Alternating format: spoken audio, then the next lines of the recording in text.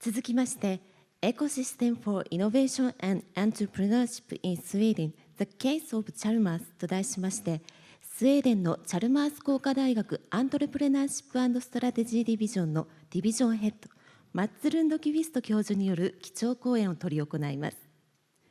こちらは講演者の都合により動画での講演となります。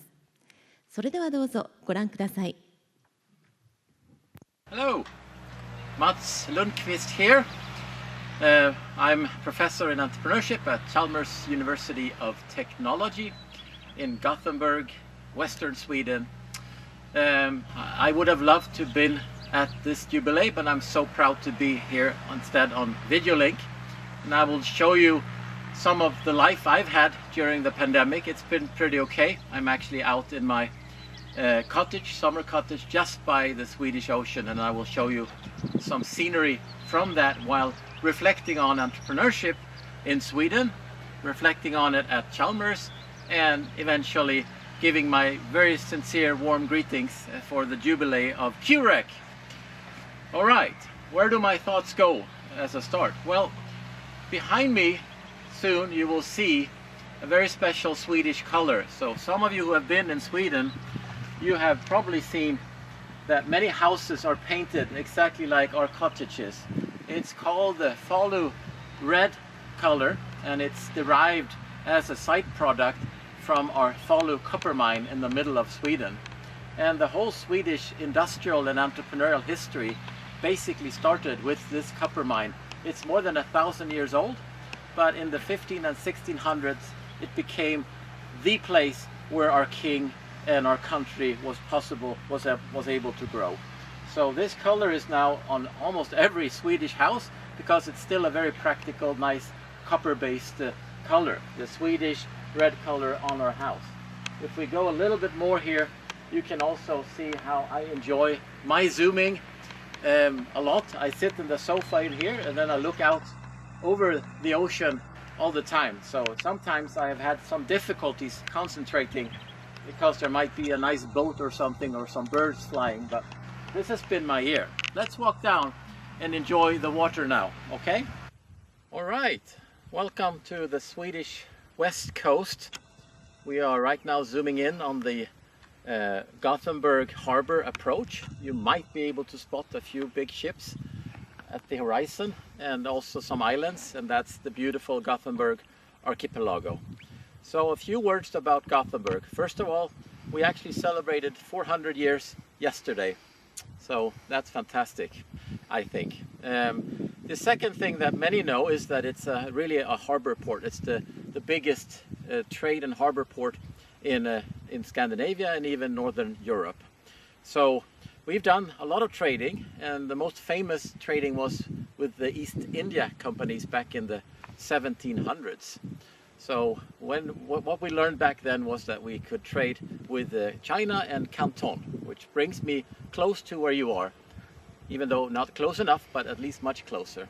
So our donor and founder, William Chalmers, actually worked for the East India Company, which meant that he spent most of his life in Southeast Asia, in Canton. And when he came back without kids, he donated to what now is Chalmers, soon a 200-year-old university of technology.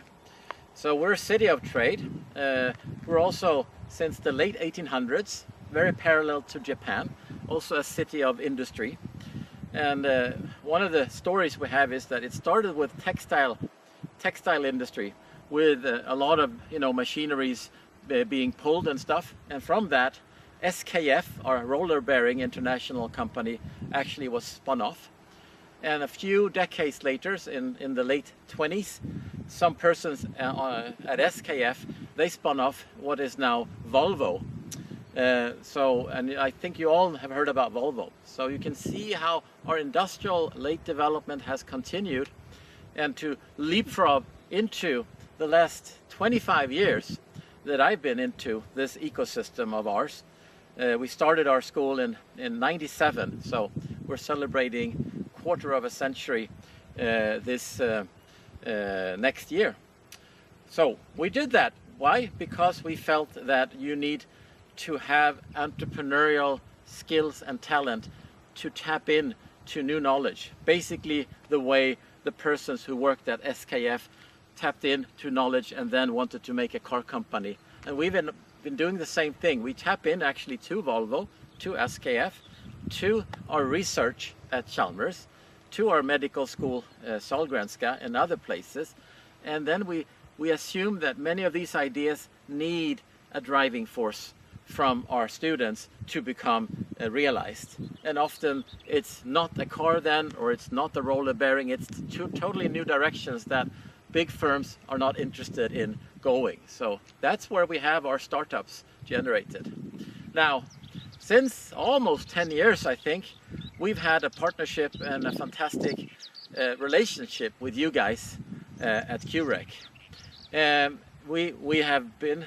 I have been 3 times because of you in Japan, and my dear colleague Karen Williams Middleton and I, we were there for a full week in Kyushu in 2016, where we were able to connect with students from all over Asia.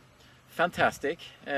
We did not know how well we would actually be able to communicate with one another, but I felt instantly connected with the QREC environment and with the students, and in particular with the faculty at QREC. So Professor Tanaka, Professor Igarashi, and all the rest of you, great job putting your harbor town, just like Gothenburg, on the Japanese but also Southeast Asian or the Asian map, where I am sure you can make a difference. So I've come to the conclusion after many years of fantastic partnership with QREC that the way you do entrepreneurship and the way we do entrepreneurship training has a lot of similarities. It's truly team-based in both cases. You are unafraid of connecting with technology and new interesting solutions, but you're also very keen on having your teams to create value around these solutions, value that otherwise might not have been created by anyone. And that's also why education is so useful. It can be hands-on and result sometimes even in real companies or real innovations. So that we share this approach, and at Chalmers now we are proud to have broadened our approach. We have our master program, our Chalmers School of Entrepreneurship, started in '97 at the core, but increasingly we are having maker spaces and having other professors letting their students go into and create value through testing technologies such as into sports. We have an area called sports technology, just as one example. Anyhow, back to where I am. This is where you take a leap, right? It's called the springboard. We use that word a lot in entrepreneurship. We should springboard our ideas into the future.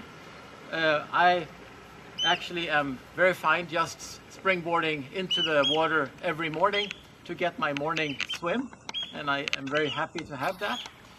Today I would have loved to swim all the way to Kyushu and to Fukuoka, but I realized that it might be slightly too long. So I will send this big congratulations and a big hooray to QREC and for 10 more exciting years to come. So hope to see you in real life soon, and bye-bye from the West Coast, 30 minutes south of Gothenburg in Sweden. Over and out. Good luck. 以上、マッツ・ルンドキビスト教授による講演をご覧いただきました。